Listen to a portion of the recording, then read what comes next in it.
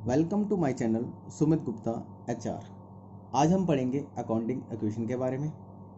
Video number 1 में मैंने आपको बेसिक्स प्लस रूल और एक सॉल्व एग्जांपल दी थी जिसमें हमने 7 रूल्स ऑफ अकाउंटिंग इक्वेशन के फ्रेम करके बताए थे।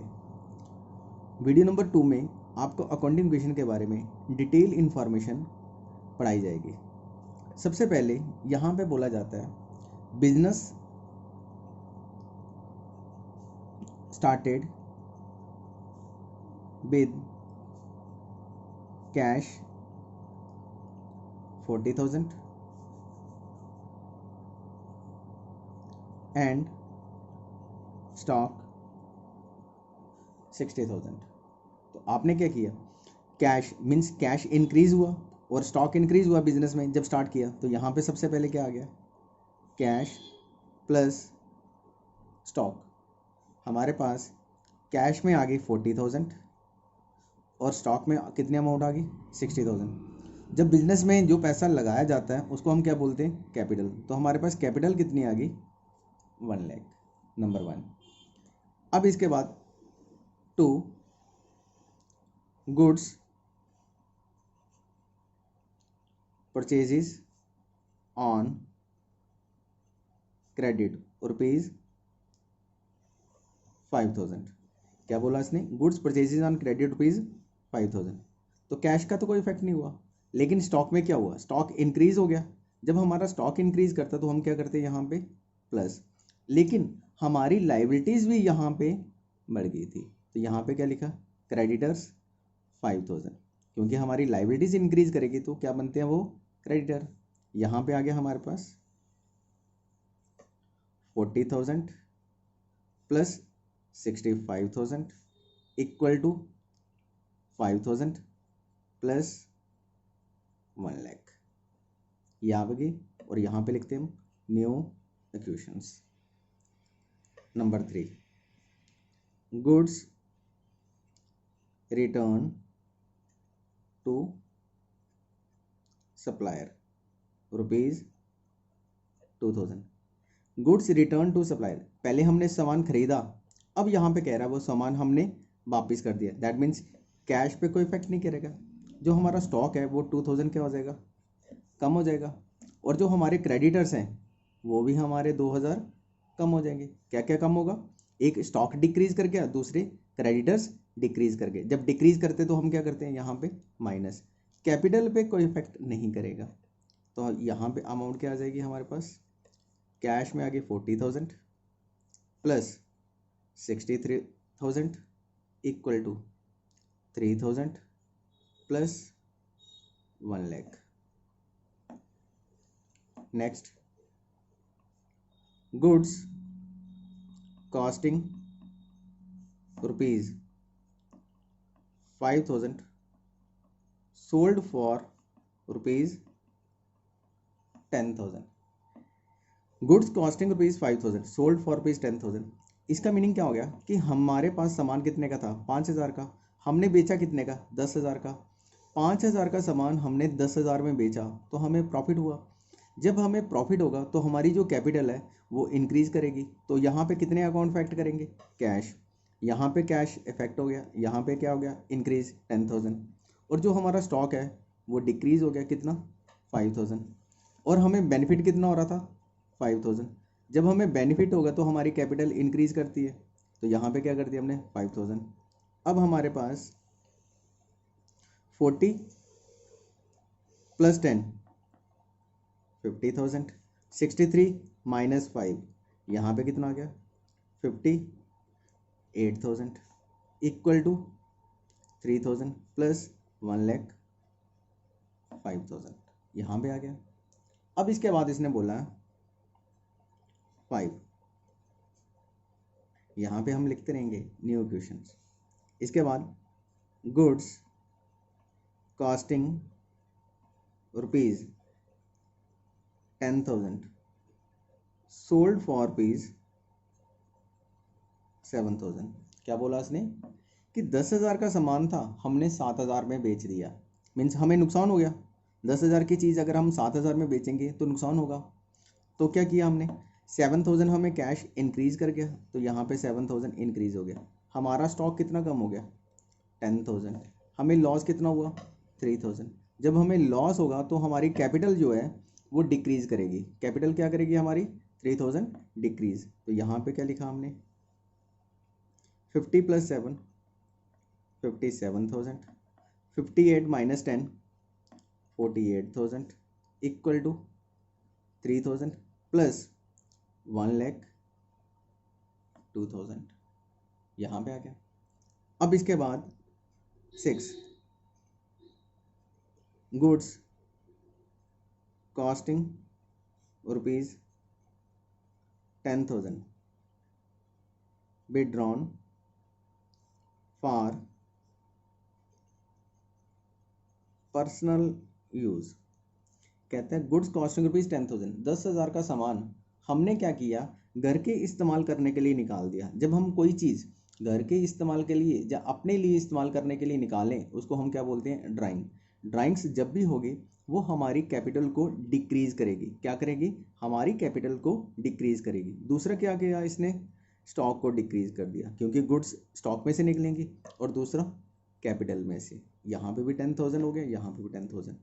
अब हमने क्या किया, यहाँ से इसको माइनस कर दिया, यहाँ पे आ गया 57,000, यहाँ पे आ गया 38,000, यहाँ पे आ गया 3,000 plus 92,000। Next 7 goods given as charity ₹2,000। कहता है goods given as charity. Charity means दान देना। हमने क्या किया, 2,000 का सामान दान में दे दिया। दैट मीन्स कि कैश पे कोई इफेक्ट नहीं किया, लेकिन जो स्टॉक है वो 2,000 कम हो जाएगा। जब हम चैरिटी देते हैं, दान देते हैं, तो हमारी जो कैपिटल है वो डिक्रीज करती है। एक्सपेंसेस होते हैं ये हमारे, जो लॉस में चले जाते हैं। तो ये कहाँ क्या करेगा, 57,000 प्लस 36,000 इक्वल टू 3,000 प्लस 90,000। ये आ गया। अब इसके बाद goods given as free samples ₹1,000। ये क्या कहते हैं कि हमने सामान जो है फ्री सैंपल किया। सैंपल क्या होता है, फ्री सैंपल जो होते हैं वो एडवर्टाइजिंग के लिए होते हैं। किसके लिए करते हैं हम, एडवर्टाइजिंग। कैश पे कोई इफेक्ट नहीं करेगा। स्टॉक पे कितना कम हो गया, 1,000। जब हमने एडवर्टाइजिंग की, हमारे एक्सपेंसेस हैं, तो ये क्या हो गए, 1,000 कैपिटल को डिक्रीज करेगा। जब कैपिटल को डिक्रीज करेगा तो यहाँ से माइनस करेंगे। कैश हमारी 57,000 प्लस यहाँ पे 35,000 इक्वल टू 3,000 प्लस 89,000। यहाँ पे आ गया। Next entry 9। नेक्स्ट आ गया cash withdrawn for personal use ₹7,000। तो यहाँ पे क्या हो गया, कैश हमारी डिक्रीज होगी 7,000, स्टॉक में कोई इफेक्ट नहीं करेगा, लाइबिलिटीज़ में कोई इफेक्ट नहीं करेगा, और जो 7,000 है यहाँ से कम हो जाएगा। कहाँ से कम होगा, कैपिटल में से। कैपिटल में से कितना कम हो गया, 7,000। कैश कितना बच गया हमारे पास, 50,000 प्लस 35,000 इक्वल टू 3,000 प्लस 82,000। ये क्या था हमारे पास, कैश, और ये बच गया हमारे पास स्टॉक प्लस यहाँ पे क्रेडिटर और यहाँ पे कैपिटल। अब हमने क्या करना है, इनका टोटल कर लेना है। ये आ गया 85,000 इक्वल टू 85,000। एसेट्स का टोटल जो है वो लाइबिलिटीज प्लस कैपिटल के टोटल के साथ बराबर होना चाहिए। ठीक है, ये हमने किया अकाउंटिंग क्वेश्चन का क्वेश्चन नंबर 1। अपने से एक एग्जाम्पल लेके अब हम इसके बाद एक और एग्जाम्पल लेंगे, उसको सॉल्व करेंगे। एग्जाम्पल नंबर 2 में हम ले रहे हैं, सबसे पहले business started with cash 40,000 and bank rupees 60,000। तो हमने क्या लिया, यहाँ पे कैश प्लस बैंक। कैश में कितना आ गया 40,000 और बैंक में कितना आ गया 60,000 और हमारी टोटल कैपिटल कितनी आ गई यहाँ पे 1 लाख। सबसे पहले ये आ गया। नंबर 2,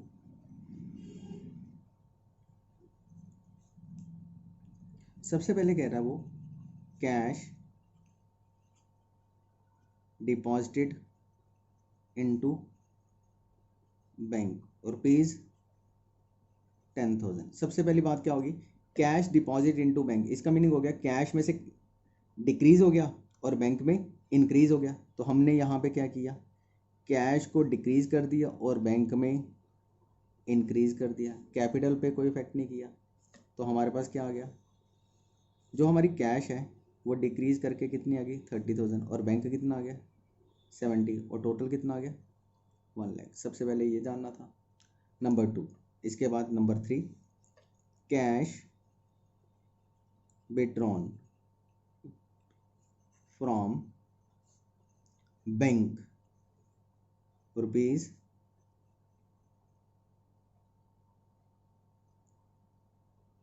20,000। कहते हैं cash withdrawn from bank rupees 20,000। इसका मीनिंग क्या हो गया, बैंक से पैसे निकाले। दैट मीन्स कि कैश में 20,000 इंक्रीज कर देगा और बैंक में से 20,000 डिक्रीज करेगा। कैपिटल पे कोई इफेक्ट नहीं किया। तो यहाँ पे क्या आ गया 30 + 20 50,000 प्लस 50,000 इक्वल टू 1 लाख। यहाँ पे आ गया।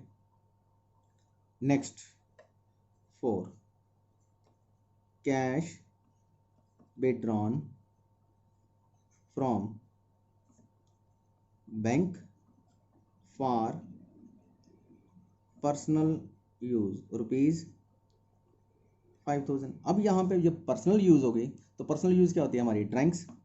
कैश पे तो कोई इफेक्ट नहीं किया, लेकिन इफेक्ट किस पे किया, बैंक पे। बैंक में से कितना निकला 5,000 और हमारी कैपिटल में से कितना गया 5,000। ये दोनों डिक्रीज हो गए। तो यहाँ पे कितना आ गया अमाउंट, कैश में आ गई 50,000 और बैंक में आ गई 45,000 और हमारी जो कैपिटल है वो कितनी रहेगी 95,000। इसी तरह 5, cash withdrawn for house hold expenses rupees 10,000। कहते हैं कैश विड्रॉ किया हमने किसके लिए, house hold expenses. House hold expenses क्या होते हैं, ड्राइंग्स। तो डिक्रीज क्या करेगा कैश, बैंक में कुछ नहीं और हमारी कैपिटल है वो भी 10,000 डिक्रीज करेगी। यहाँ पे क्या आ गया, कैश 40,000 बैंक 45 और यहाँ पे कितना आ गया 85,000। ये किस में आ गया, कैश के लिए। अब 6,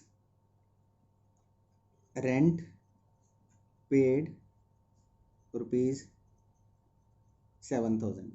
rent paid rupees 7,000। That means कि कैश डिक्रीज होगी। रेंट क्या हमारा एक्सपेंसिस। जब हमारे एक्सपेंडिचर होते हैं तब हम क्या करते हैं, कैपिटल को डिक्रीज। तो यहाँ पे क्या बोला, रेंट पेड मीन्स हमसे कैश गया, कितना गया 7,000 और हमारी कैपिटल कितनी कम होगी 7,000। यहाँ पे क्या आ जाएगा 33,000 प्लस 45,000 इक्वल टू 78,000। अब इसके बाद उसने बोला salary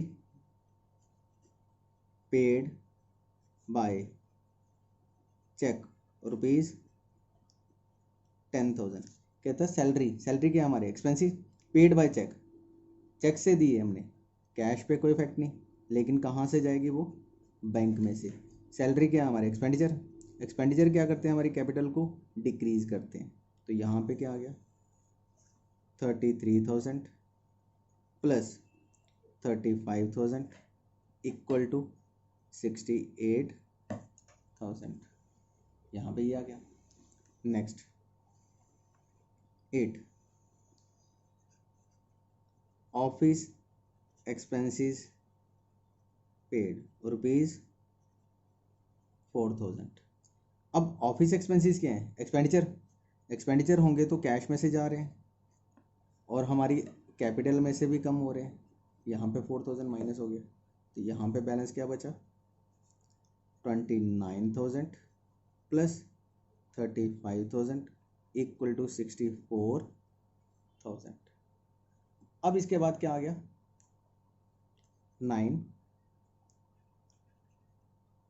miscellaneous expenses paid by cheque ₹3,000। Miscellaneous expenditure फिर भी तो कैश पे कोई इफेक्ट नहीं किया क्योंकि चेक के बारे में बात कर रहे हैं। चेक जब भी आएगा तो वो कहाँ से निकालेंगे हम? बैंक में से। और कहाँ से निकलेगा? कैपिटल में से।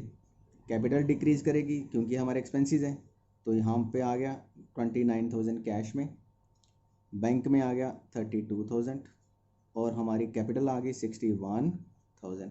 अब हमने क्या किया? इसका टोटल कर लिया, ये आ गया 61,000 equal to 61,000। Total assets equal to total liabilities plus capital. ये थी वीडियो नंबर 2 में क्वेश्चन नंबर 1 सॉल्व करके दिया आपको मैंने, और ये क्वेश्चन नंबर 2। एग्जाम्पल नंबर 3, यहाँ पे फिर सीरियल नंबर, ट्रांजैक्शंस, एसेट्स और हमारी लायबिलिटीज प्लस कैपिटल। तो सबसे पहले वही, business started with cash 40,000, stock ₹60,000 and plant ₹1 lakh. तो इस वीडियो में ध्यान रखना, आपको नई चीज़ें सीखने को मिलेंगी। सबसे पहले क्या बोला उसने? Business started with cash ₹40,000, stock 60,000, plant 1 lakh. तो यहाँ पे cash plus stock plus plant, तो कैश में कितना आ गया? 40,000, स्टॉक में कितना आ गया? 60,000 और प्लांट में कितना आ गया? 1 लाख। और हमारी टोटल कैपिटल कितनी बन गई? 2 लाख। तो सबसे पहली बात आ गई यहाँ पे, डेप्रिसिएशन ऑन प्लांट ₹10,000। जब हमने डेप्रिसिएशन दी, डेप्रिसिएशन क्या होती है? Residual value means decrease the assets, हमारी एसेट्स को डिक्रीज करती है। तो ये किसको दे रहा है? प्लांट पे। कैश को कोई इफेक्ट नहीं करेगा, स्टॉक को कोई करेगा ना, प्लांट पे कितना कम कर रहा है वो? 10,000। हमें क्या हो गया? लॉस। जब हमें लॉस होता है तो हमारी कैपिटल जो है वो डिक्रीज कर जाती है। कैपिटल क्या कर जाती है? डिक्रीज कर जाती है। तो यहाँ पे क्या आ गया?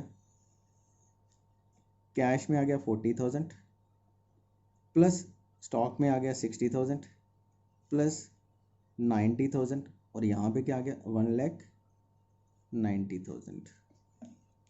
नंबर 3, प्लांट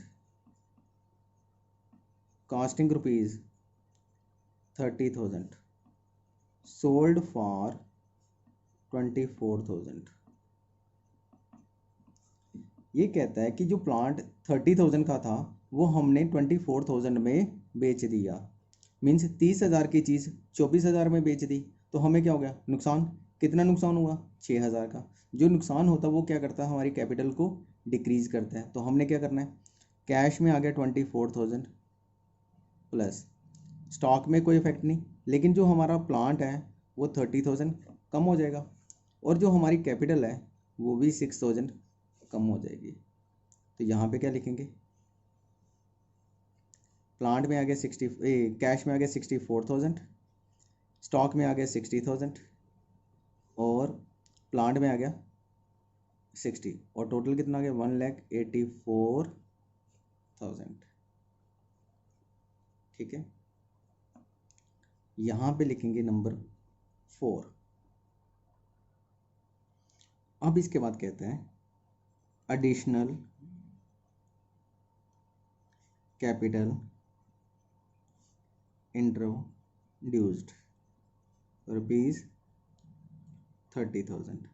ये क्या कहता है, एडिशनल कैपिटल इंट्रोड्यूस मीन्स हमारी जो कैश है वो 30,000 क्या होगी, इंक्रीज होगी, और जो हमारी कैपिटल है वो भी इंक्रीज करेगी, क्योंकि जब हम इंट्रोड्यूस करते हैं तो ऐड करते हैं, जब विड्रॉ करते हैं तो हम क्या करते हैं, माइनस। यहाँ पे क्या आ गया, 94,000 plus 60,000 plus 60,000 equal to 2,14,000।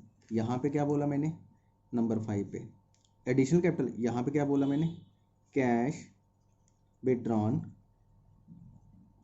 For personal use ₹20,000। जब मैंने इंट्रोड्यूस किया था तो क्या किया था, प्लस। अब जब विड्रॉ कर रहा हूँ तो क्या करूँगा, माइनस। यहाँ पे 20,000 कैश में से माइनस हो जाएगा और कैपिटल में से भी 20,000 माइनस हो जाएगा। अब इसके बाद हमने क्या किया, 94 minus 20 74,000 plus 60,000 plus 60,000 1,94,000। Next important terms क्या बोला, इंटरेस्ट ऑन कैपिटल ₹7,000। आपने याद रखना है जब भी इंटरेस्ट ऑन कैपिटल होगा दैट मीन्स एक तरफ हमारी इनकम है और एक तरफ हमारे एक्सपेंडिचर्स हैं, तो ये कैश पे इफेक्ट नहीं करता, स्टॉक पे इफेक्ट नहीं करता, प्लांट पे इफेक्ट नहीं करता, ना ही ये कोई एसेट्स पे इफेक्ट करेगा, ना ये लाइबिलिटीज़ पे। किसको इफेक्ट करता है, हमेशा कैपिटल को। एक बार क्या करेगा, ये प्लस करेगा और एक बार माइनस करेगा। कहाँ पे माइनस करेगा, सिर्फ कैपिटल को। तो यहाँ पे क्या लिखेंगे, बाकी जो ट्रांजैक्शन है जैसी हैं वैसी ही रहेंगी, इसमें कोई चेंजेस नहीं आती। तो सिर्फ तो आपने क्या करना है, एक बार प्लस करना और एक बार माइनस। तो यहाँ पे आ गया 1,94,000। इसके बाद एक और ट्रांजैक्शन सेम, जो सेम केस अप्लाई करती है, कौन सा, इंटरेस्ट ऑन ड्राइंग ₹5,000। जैसे मैंने इंटरेस्ट ऑन कैपिटल ₹7,000 एक बार प्लस किया और एक बार माइनस किया, आपने भी क्या करना है, इंटरेस्ट ऑन ड्राइंग्स एक बार कैपिटल में प्लस करना है और एक बार माइनस करना है, एक बार प्लस और एक बार माइनस। यही दो टर्म्स हैं जो कैपिटल को अफेक्ट करती है, और एक बार इंक्रीज करती है और एक बार डिक्रीज करती है, बाकी किसी को अफेक्ट नहीं करती। कैश आ गया हमारे पास 74,000, स्टॉक आ गया हमारे पास 60,000 और प्लांट आ गया हमारे पास 60,000 और इक्वल टू 1,94,000। अब इसके बाद आता है गुड्स डिस्ट्रॉय बाय फायर ₹7,000। इसका क्या मीनिंग हो गया कि जो हमारा सामान था, हमारे पास गुड्स थे, वो डिस्ट्रॉय हो गए आग लगने से। तो कितने के लगे, 7,000। कैश को कोई इफेक्ट नहीं किया। स्टॉक कितना कम हो गया, 7,000। और हमारी जो कैपिटल है ये भी 7,000 कम होगी, क्योंकि लॉस हो गया। जब हमें लॉस हो तो हमारी जो कैपिटल है वो डिक्रीज़ करती है। तो यहाँ पे आ गया 74,000 प्लस 53,000 प्लस 60,000 इक्वल टू 1,87,000। ये था। अब इसके बाद 9 रेंट पेड ₹10,000। इसका क्या मीनिंग होगा, रेंट क्या है हमारे पास, एक्सपेंसेस। तो क्या किया, 10,000 कैश में से कम किया और 10,000 ही हमने कैपिटल में से माइनस कर दिया। अब हमारे पास रह गया 64,000 प्लस 53,000 प्लस 60,000 इक्वल टू 1,77,000। तो हमने क्या किया, टोटल एसेट्स का किया, हमारे पास आ गया 1,77,000 और टोटल लाइबिलिटीज़ प्लस कैपिटल 1,77,000। ये था एग्जाम्पल नंबर 3 गिवन दिया था। इसके अंदर काफ़ी टर्म्स को मैंने एक्सप्लेन किया। अब नेक्स्ट वीडियो में मैं आपको नई टर्म्स विद नए टॉपिक के साथ